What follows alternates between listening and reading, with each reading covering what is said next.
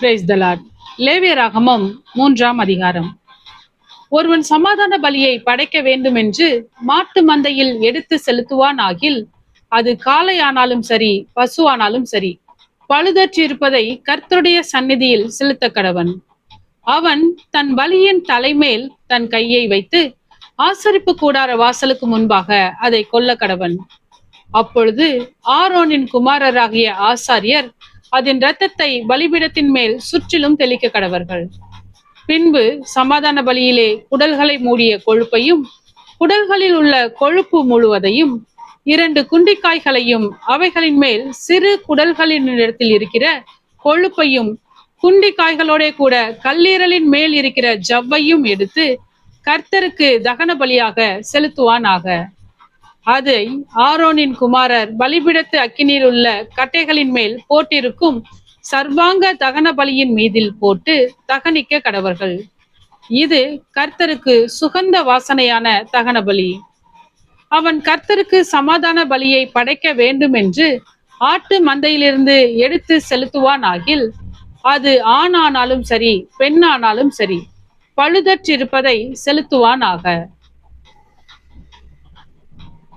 அவன் ஆட்டுக்குட்டியை பலியாக செலுத்த வேண்டுமானால் அதை கர்த்தருடைய சந்நிதியில் கொண்டு வந்து தன் பலியின் தலைமேல் தன் கையை வைத்து ஆசரிப்பு கூடாரத்துக்கு முன்பாக அதை கொல்ல கடவன்.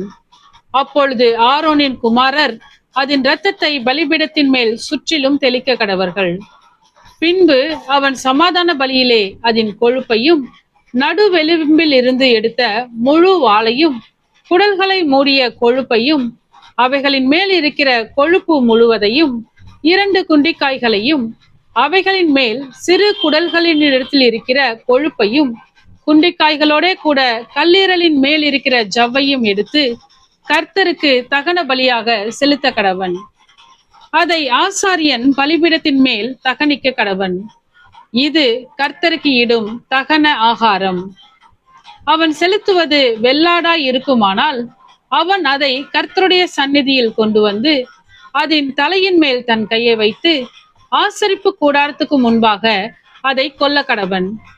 அப்பொழுது ஆரோனின் குமாரர் அதன் இரத்தத்தை பலிபீடத்தின் மேல் சுற்றிலும் தெளிக்க கடவர்கள்.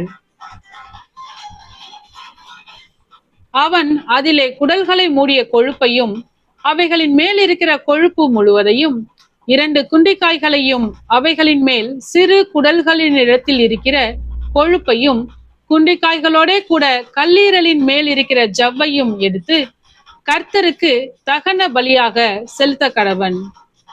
ஆசாரியன் பலிபீடத்தின் மேல் அவைகளை தகனிக்க கடவன். இது சுகந்த வாசனையான தகன ஆகாரம். கொழுப்பு முழுவதும் கர்த்தருடையது. கொழுப்பையாவது இரத்தத்தையாவது நீங்கள் புசிக்கலாகாது. இது உங்கள் வாசஸ்தலங்கள் எங்கும் உங்கள் தலைமுறை தோறும் நித்திய கட்டளையாய் இருக்கும் என்று சொல் என்றார். ஆமென். பலியை பார்க்கிலும் கீழ்ப்படிதலும் ஆட்டுக்கடாக்களின் இனத்தை பார்க்கிலும் செவி கொடுத்தலும் உத்தமம்.